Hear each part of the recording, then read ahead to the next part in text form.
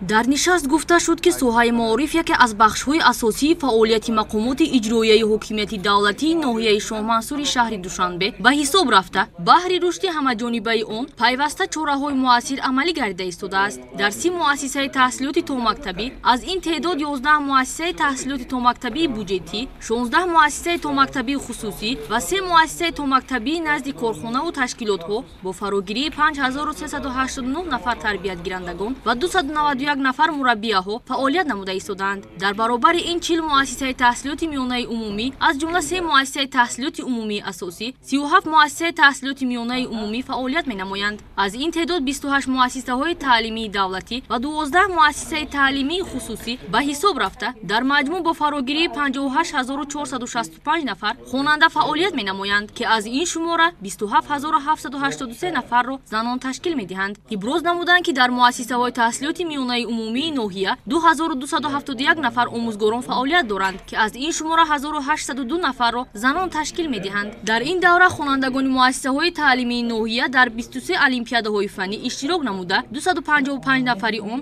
дар даври ҷумҳуриявӣ иштирок намуда, аз ин 118 нафарашон сазовори ҷойҳои ифтихорӣ гардиданд. Гуфта шуд, ки дар ноҳия 22 толорҳои варзишӣ, 3 майдон, 53 адад майдончаҳои варзишӣ ва 6 адад марказҳои солимгардонӣ фаъолият доранд, ки дар онҳо 49 мураббӣ ба 19282 нафар машқварзон нозукиҳои намудҳои варзишро тамрин медиҳанд. Дар ин давра варзишгарони ноҳия дар мусобиқаҳои гуногуни варзишии ноҳиявӣ, шаҳрӣ, ҷумҳуриявӣ ва байналмилалӣ иштирок намуда 375 медал, аз ҷумла 111 тилло, 129 нуқра ва 135 адад биринҷӣ мебошад, ки ба ҳамин давраи соли 2023 33 адад медал зиёд мебошад.